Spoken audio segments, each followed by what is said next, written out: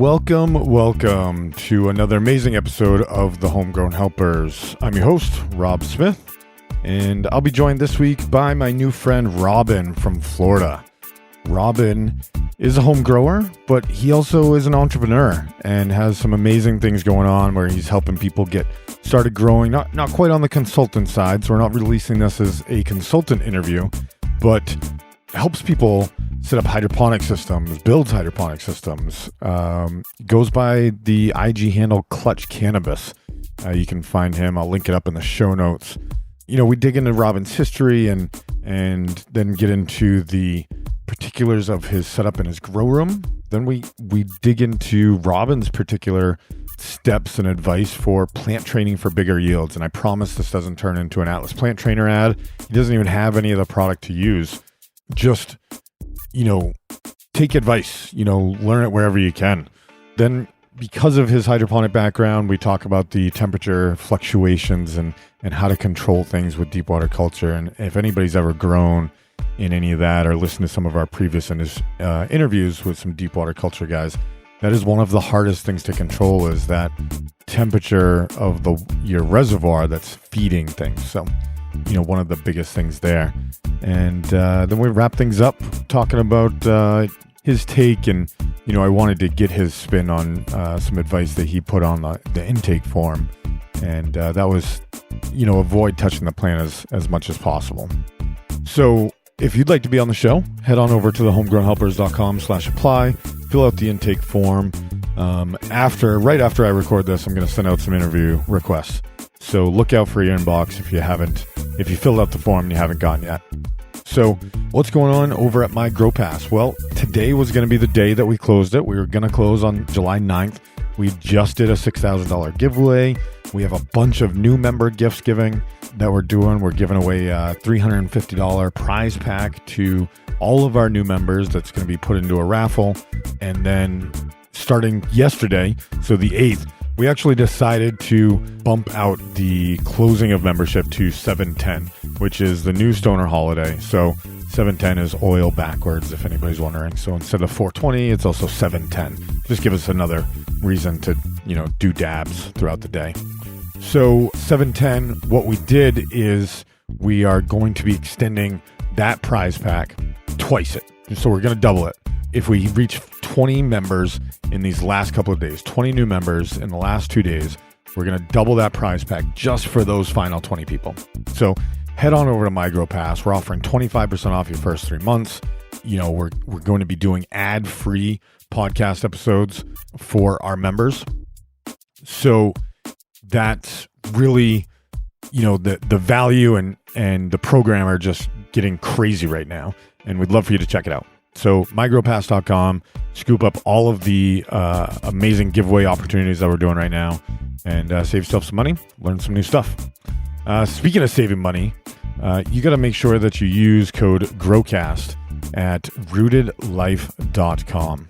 That is my wife's company, so I'm partly biased, but they really do make some amazing products. And it is CBD products, tinctures, face masks, salves, all the stuff that you absolutely need. CBD can be infused in anything, but you can also take the CBD tincture and infuse it into pretty much anything. So if you don't like the taste of the CBD tincture, that's one thing, but that is really the best way for you to consume CBD. Head on over to rootedlife.com. Use code GROWCAST, save yourself 10% off. Members save 20% off. And a couple episodes back, I gave out the member link or the member code. I'm not going to give it out right now, but a couple episodes back, you'll have to go back and find it if you want to save yourself 20% off. Otherwise, save 10% off. rootedlife.com on your premium CBD products. Now, let's get into that amazing episode with Robin that I was telling you all about a little bit earlier.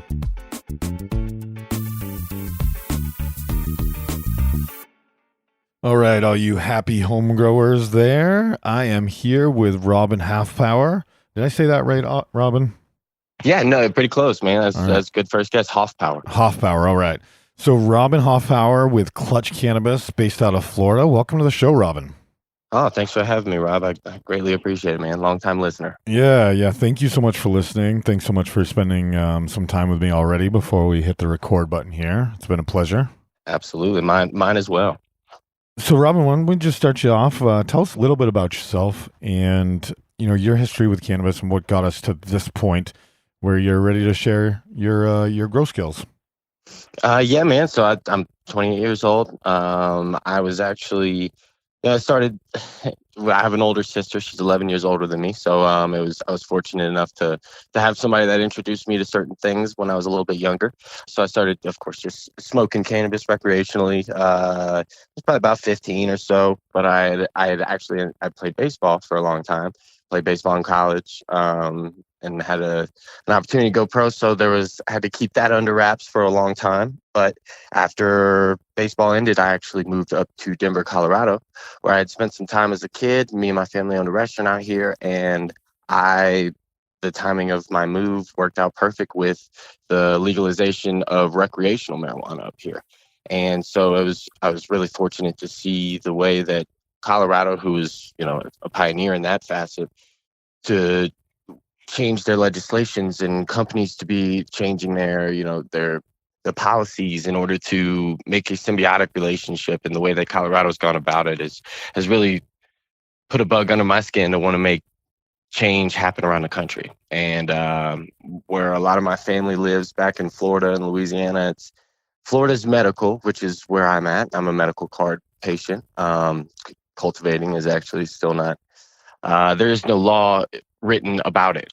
So when there's a lack of a law, it's illegal. There is no cultivation guidelines, regulations, which to me, it's a lot of the big companies in Florida. The way it goes there is in order to open a retail shop or to open up a grow facility, the 5 facets that are included in marijuana production, from cultivation, packaging, transportation, selling, and delivery, you have to be able to do, not only have to be able to, but you have to actively do all 5 of those facets and come up with a $60,000 application fee. And Florida's legislation makes it very, very tough for anybody trying to break in. And so that's when you have people like me and a lot of my friends in the home grow community in Florida is pretty strong, but it's a very underground, if you will. It's not as open. There are grow stores, but you're still not allowed to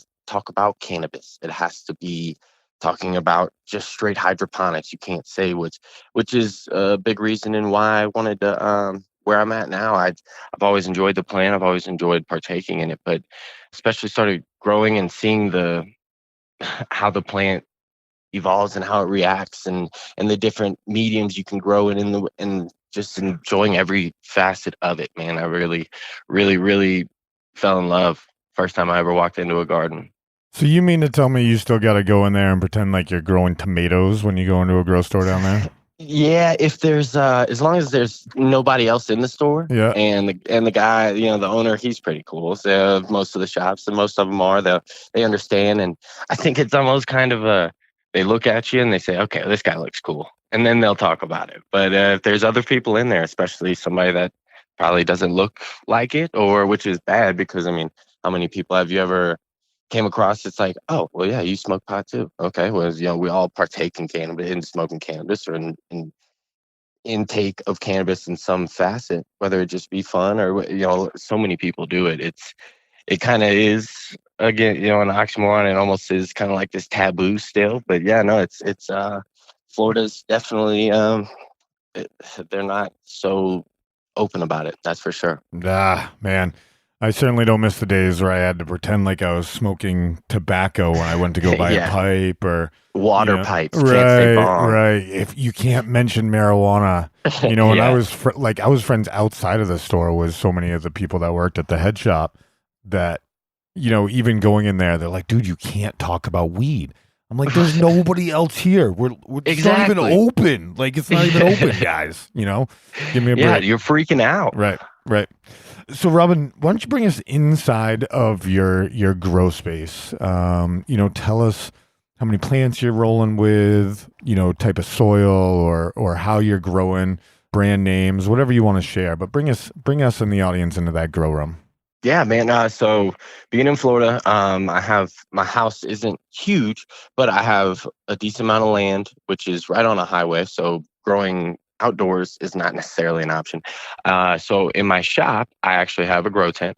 It's a tri-chambered grow tent, if you will. It's got the main chamber. It's a 2 feet by 3 feet, and then it's 53 inches tall. So it's a little bit shorter, a little bit smaller grow tent, and it has one 2 by 2 grow area, and then it has two propagation chambers on the side. So it allows me to not have something in flower and still have something that I'm just germinating, or it's a seedling, or something that's even still in its main veg cycle, that I can have three separate rooms with separate light cycles, which is very advantageous for what I'm trying to do, because I'm, in a sense, perpetually growing. Whenever I have something that I flip to flower, I'll germinate two more seeds.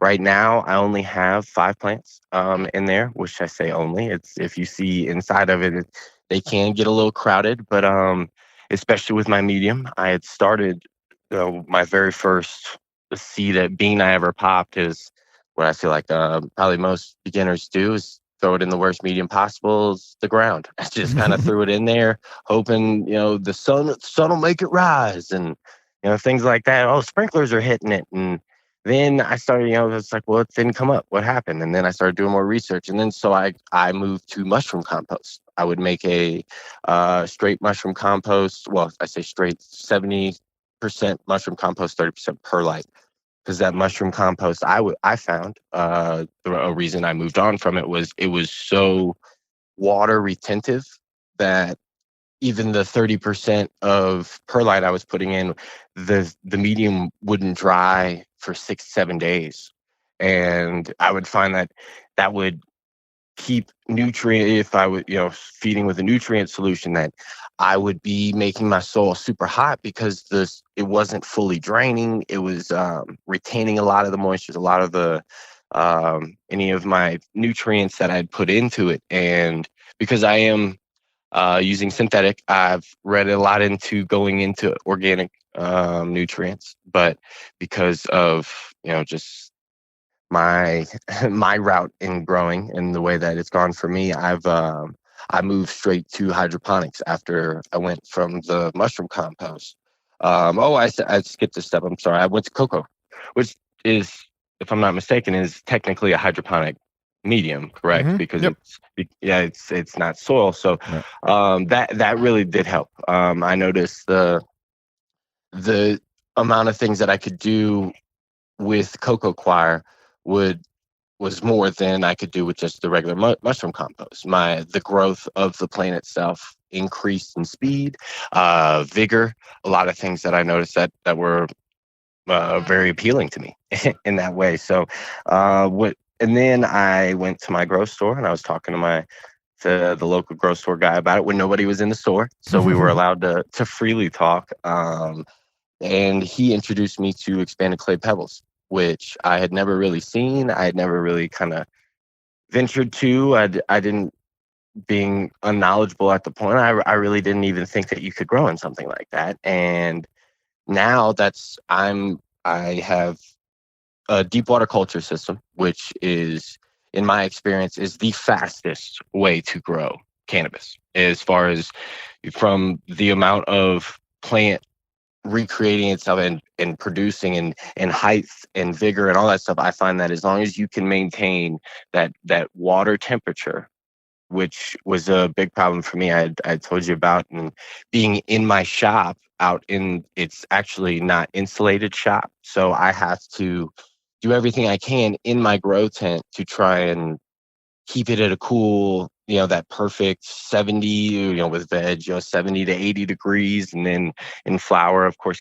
trying to keep it below 75, especially now at this point in the year where we're June, middle of June, almost middle of June now, it gets really hot. And when I would run into trouble with root rot, anytime I get over 80 degrees, my solution would get, really, it's anything over 75, 76 degrees, I'm pretty sure, is where you start getting root rot. It starts surviving, and not only surviving, but thriving in higher water temperatures. And whether it be a couple solutions that I came through was, trying to wrap it in a cooling gel pack. They have bigger gel packs. I would rubber tie it around the deep water culture system, hoping that would work. That worked for a little bit, but not for too long.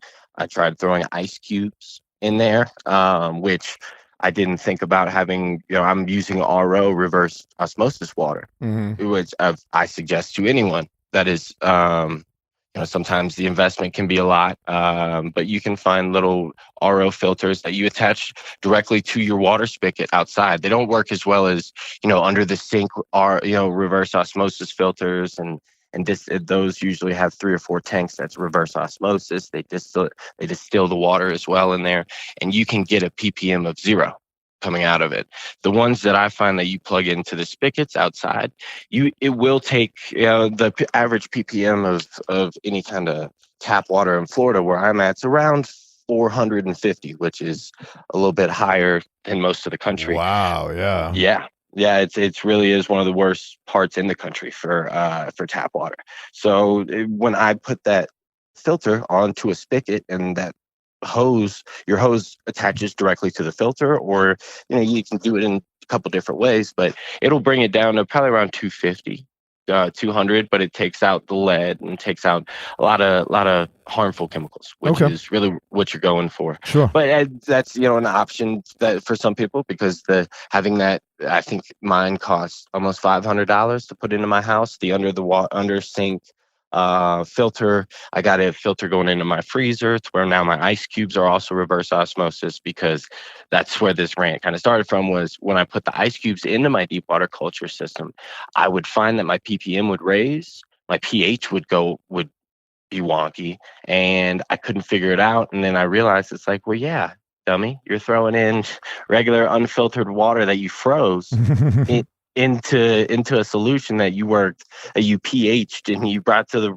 perfect ppms. And so a couple different ways that I found to get around that temperature with the deep water culture is you can make a somewhat of a cooler system with copper pipe. You can run a copper pipe off of a ice chest, fill the ice chest filled with ice cold water, and you have the copper coil goes into your deep water culture bucket, which you can buy some grommets from Lowe's, Home Depot, whatever, to make it watertight on the way in.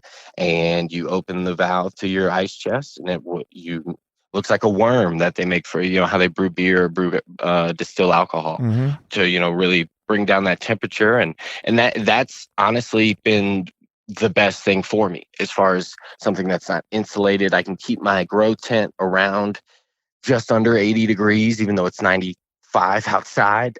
So having something like that really helps me keep that solution in that 68 to 72 degree temperature that you're really looking for, to help avoid pythium and root rot. Both of those, I believe, under 60 degrees and above 80. So you got to try and hit that sweet spot. So, we got a little bit away from talking about the grow room, but it's all good. We'll circle back to that. How did you... I guess temperature issues are pretty easy to troubleshoot, but how did you notice this issue from the very beginning? Was it just checking the thermometer, or did you notice plant problems, or were you looking at your roots? Like, what are some of the things that new growers should be looking at? Yeah, no, absolutely. Especially with the deep water culture system, the one thing that I noticed my problems arising from was directly looking at the root system itself. And when you're looking at that root system, if you're using a bunch of synthetic nutrients or even some organic nutrients that have color to them, they will actually stain your roots. So you have to be careful with that. As far as it could look like root rot, but you are just staining the color of your roots this darker brown. But a good advice that came from me for deep water culture, to really realize that you might have root problems, because I didn't necessarily notice it in the plant growth itself. It was when I was looking at the root system, I started noticing around the main taproot that there was this dark brown, almost kind of sticky solution on it. I could tell that it was nothing that I had put in there. That was for sure. And when you take hydrogen peroxide, you don't want to hit it with 90% hydrogen peroxide. If you find anything below I believe it's anything below 70% or 60% hydrogen peroxide, you can actually spray it directly on your root system. And if your root says, I suggest anything 30% hydrogen peroxide or below. But if you spray it on the root system, it will begin to foam. And that is your telltale that you have root rot, because the hydrogen peroxide will actually start breaking down on the root rod itself. And that will help you kind of notice that there is a problem. And then from there, you can, that's when you start looking at, okay, well, there's something wrong. My temperature of my water, the solution temperature, how is that? Of course, the ambient temperature, which will affect the temperature of your solution.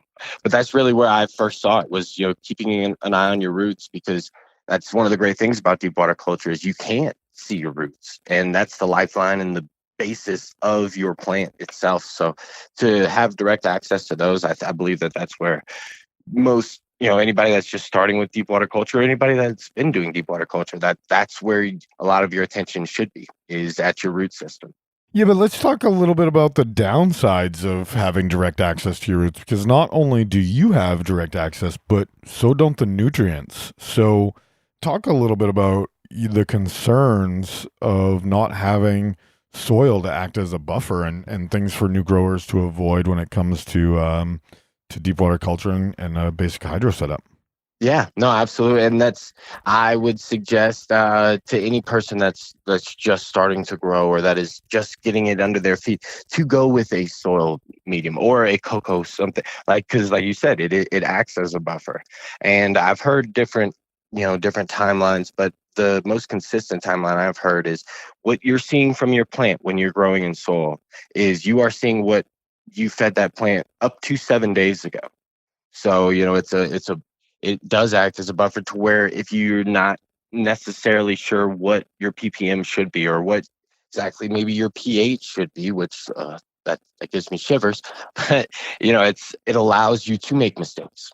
And when you have a deep water culture system that the roots are submerged and are sitting in this solution that you've created, that you really need to have it dialed in, because if not, you can make mistakes, and rather than growing in soil, you can make the mistake and flush your soil and really kind of help the plant re-establish itself if something is awry.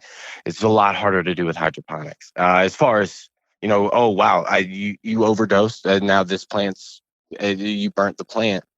Okay, that happens in soil. You can flush the soil. When you're doing with hydroponics, you better do it quick. It is moment to moment. You can update instantly almost, if you will, but that you have to know what you're looking for. And so there, like you said, Rod, I think there's a lot to be there's a lot more leeway, I find, if you're growing in soil, or you're going in some kind of medium that will buffer your nutrients, especially using synthetics, like you mentioned. Yeah. I mean, the soil is a buffer, and while you can control what your plants uptake a whole lot easier in hydro, you also can screw that up and totally destroy your garden. Oh, absolutely. If you make that mistake. I've been there, done that. That's when I learned about pH. pH and electric conductivity. Yes. Yes, sir. We need to take a moment and thank our MyGrowPass.com partners for today's show, and that is Fishhead Farms and their product, Fish Shit. That's right, Fish Shit. It's aquaponics in a bottle, otherwise known as Fish Shit. This product is all natural, taken from a tilapia farm, I believe, in western Massachusetts, and put into a bottle. And it literally smells like you would imagine, like fish shit, like the stale edge of a river or a lake or something like that. So this product really honestly can be used throughout harvest, throughout the entire life cycle, all the way to harvest, maximizing cannabinoid production, terpene production, and all of the good stuff. It really just maximizes, what everything else that you put into your soil, into growing your plants, can be used in all applications. Check them out. Fishhead Farms. Use the code GROWCAST. Get yourself 10% off. You can get 25% off after you become a member at mygrowpass.com, which you can do for one more day after the publishing of this. So we typically we're going to close on 7/9, but realized that we were missing a prime opportunity for July 10th, 7/10. That is the new Stoner holiday. So grab your membership today, become one of the final 20, and be entered to win a buttload of prizes just for becoming a new member and showing your appreciation. And let's get back to this amazing episode with my friend Robin. So we wanted to go really deep on plant training today. And, you have some really unique approaches. We're going to post up some pictures that you sent me along with the interview. So why don't we talk and let you kind of run when it comes to plant training and how to increase yields. And I promise, and we already talked, this isn't going to be a plug for Atlas Plant Trainer the whole time, guys. We talked about other ways, and Robin will talk about other ways to use to maximize those yields without using Atlas Plant Trainer. Right. But I did want to plug Atlas Plant Trainer because that is truly the greatest training invention that I've seen. I am a huge proponent of plant training. Well, thank you. I think that, you can, what you're trying to do when you're training a plant is to maximize your light footprint. And that is in my mind, the single easiest and probably most productive way that any single grower can maximize their yield. And especially in my situation where I have a grow tent that's only 53 inches tall, I only have, a 2x2 main grow area that I really, really, really have to maximize my light footprint because I'm growing small, not as high of a plant count. I'm trying to maximize my yield off of each plant. So I've been a big proponent of, topping. I top. And then that's when I start training. I love the Manifold Method, which is actually some of the pictures that I had sent over to you, where, you let it grow to 6 nodes, top down to 3, and your auxiliary buds that are coming out are going to be your new secondary mains. And you train those with, whether I was using in my 5-gallon buckets, I would drill holes around the lip, small holes, and I would use gardening wire.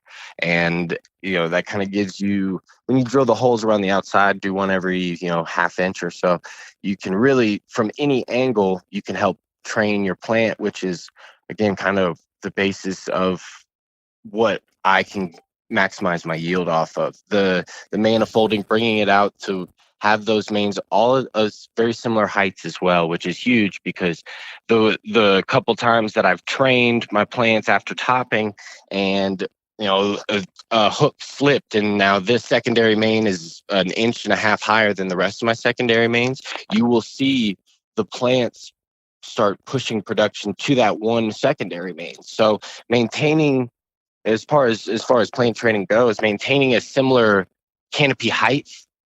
It doesn't have to be exactly to the millimeter, but if you can't get it to the millimeter, absolutely, because you are trying, when topping, of course, trying to get the plant to, you're breaking apical dominance, giving it the Christmas tree shape, allowing it to grow out and bushy. And there's, whether it be scrog, the screen of green method, which, you can run it through your screen net, giving more secondary mains direct sunlight. But what has worked out better for me in my experience has been the manifold. I've heard different stories about manifolding and mainlining, the difference between a very similar, kind of training methods, if you will. But with the manifold, like I said, I'm looking to basically create the exact same amount of the exact same plant on each side of the plant once it's topped. I've know people that are fimming fans. I'm not sure if you dabbled in fimming, and I believe it stands. The acronym is get your beat button ready. Fuck, I missed. So something that's the acronym for. I'm a big proponent of any kind of control you can have in your environment. That, to me, if you're relying on missing correctly, you're really putting yourself in a situation that, I've seen fimming work and I've seen fimming not work. So I find that topping, even though it feels so wrong the very first time you do it, it's going to feel so wrong. You're going to be like, well, why am I cutting half of this plant off? I feel like I'm setting myself back. But it's if anybody that's familiar with topping, it's amazing the amount of growth you get once you top. It's almost doubles in height within the first week. It really is training, and again, like I said, I prefer manifolding, but it's something that works well in my small space because of the lack of height. I can't allow my plants to grow straight up. I have to force them to grow out and to grow wide. And it's as you can see in the pictures that I've sent you, some of them I've really ventured in spreading them out as wide as absolutely possible. There's a few there's actually a gap in between my canopies because I've brought them out so wide. And again, it's something that's worked well for me in the past, but I know people that swear by mainlining as well, which I believe it's topping, and you don't even have to top with mainlining. In some of the ways I've seen, you're honestly training the plant by pulling it over, allowing those auxiliary buds to all be at the same height, and they become mains without topping.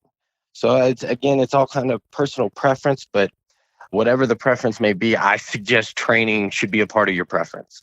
Everybody grows their own ways, but just the results and the way I've gotten, you can go purchase Mammoth P and put it where yield guaranteed to increase yields, and some of those products are very good and they do increase yields, but with training and with doing research and being open to new ideas and things like that, it is the best way that I've come across. And again, too, that's all preference, personal preference, as far as your environment, where you're growing, how you're growing, outdoor, indoor, in a tent, hydroponically, whatever that might be. It's the little situation's a little different for everyone, but I have only seen very few situations that training is not advantageous for the specific grow operation you have. Yeah, that's a very good point, and I agree. It's a very unique situation, and there are different schools of thoughts about for recovery times with topping, and if you're really looking to do quick turnarounds in your veg time, maybe topping isn't for you. Yeah, and maybe it's just some hardcore training methods, like Robin was touching upon there. Yeah, no, absolutely. And super cropping's one. Sorry to keep going on it, but it's all good. That's with super cropping, another kind of that would be put under the HST, high stress training, I would imagine, because you're actually rolling and you're not cutting the plant, breaking the plant. Well, you are breaking it. You're just breaking the inside cell walls and stuff to where you can form it in the way you'd like. That's something that I know a lot of people have had success with, and I've done on accident. I've never actually done it on purpose. But a couple of those different ways. Like you said, it's very individual, and when it comes to autoflowers, which I've only been experimenting with for the past year or so. Very dependent on strain. Topping doesn't necessarily work for all autos. Again, so yeah, very, very situation and personal preference is really what I find it comes down to. But in my experience, it's the greatest way to increase yields. Cool. Awesome. Great plant training advice there. Now, Robin, you have a business. It's Clutch Cannabis. And thanks for the plug. Absolutely. Where can people find you or Clutch Cannabis on Instagram? You can find me on Instagram, Twitter, Clutch Cannabis 7. You'll see the name of the profile is Clutch Cannabis Business Solutions. Also have a website, www.clutchcannabisbusinesssolutions.com. I'm sorry, I should have got that right the first time. It's actually Canna Clutch, CANNA Clutch Business Solutions. So Canna Clutch is the new name. It's been changed very recently, but you can find us online. We have just about every single day updates with pictures in the garden, new plants, new training methods, also hydroponic systems that we sell. And one of the few places that I've ever seen that you can free call, free quote, and get you just an idea of what possible hydroponic systems could fit in your grow operation.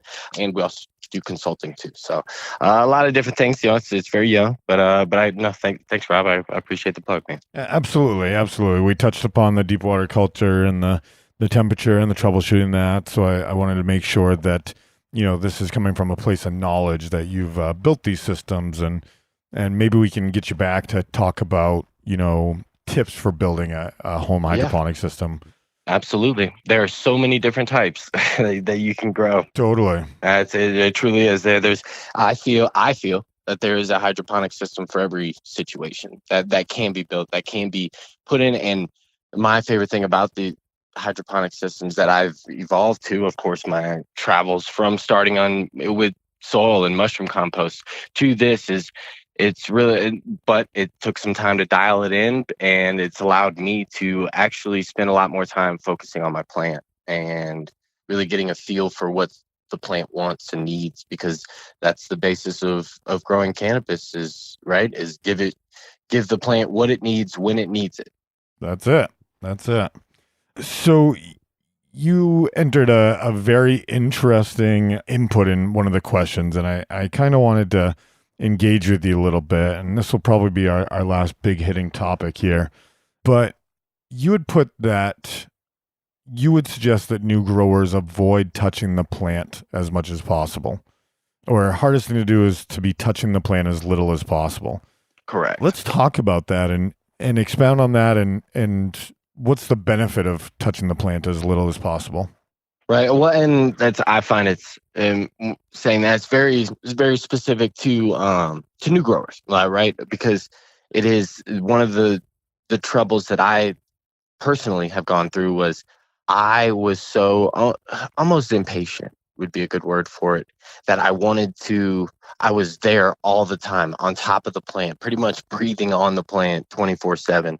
And I found that any kind of fluctuation, I would try and automatically adjust to. So I guess when I was saying, touch the plant as little as possible, it's more of a mindset. You want to that the old keep it simple kiss, keep it simple as far as, all right, let the plant do its thing. But that was the hardest part for me, was to not be on the plant and touching the plant. And because you have oils and stuff on your hands as well, to where if you go in, your hands aren't clean, it's not necessarily a sanitized environment, you could possibly, to spread some things to your plant that you don't want to.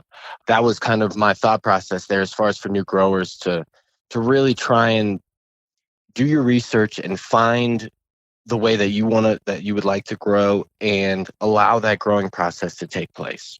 Touching your plant and being hands off is the hardest part, especially as a new grower. But is if you can remind yourself that, okay, well, I was here, 45 minutes ago. Nothing has changed in these 45 minutes. Things like that. It's trying to be as hands off as possible, but at the same time walking that line of not being negligent. Okay, cool. So it's more about a cleanliness thing. Correct. Yeah. Yes. Which again goes to me in a grow tent. A reason why I love grow tents is because it is very easy to clean. It's a contained environment. And with somebody like me, I'm in my shop where, it's not insulated. I know that there's pests that can get inside there. So anything I can do to help maintain the cleanliness of my environment and not introduce any new kind of substance, whatever it might be, into the environment, I find is usually the best for the progression of your plant. So there are lots of schools of thoughts out there, and I'm really glad you were able to explain it and kind of walk us down that path. There's lots of people out there that are like, oh no, spend time with your plants, touch them. They need that human interaction, that love. And people have probably heard me mention, and I don't even.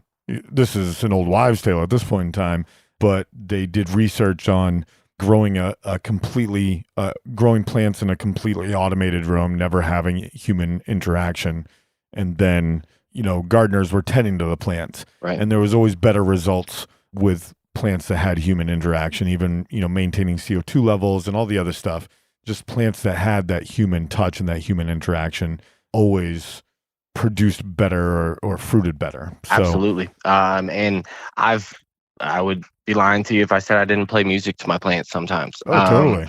Absolutely. Yeah, the things that the talking, and I'm a firm believer in it, and I believe that they've come out with studies that have backed this. But when you actually talk lovingly to your plant, and it's you refrain from cursing at your plant, as silly as it sounds to even say it out loud, cursing at your plant or having a poor, disposition around your plants, any kind of good vibes and stuff like that. I'm a big proponent of. And so absolutely, man, I think that human interaction is very vital to your cannabis plant, but there is a difference between human interaction and human companionship. Totally. Totally. Well, I think that's a great spot to wrap things up here, Robin, and really appreciate your time. Yeah, absolutely, man. Do you have any last bits of advice? And again, tell our audience how they can find and connect with you. Yeah, no, absolutely. Hey, connecting with me, anybody that's out there listening that has any questions or anything like that, of course.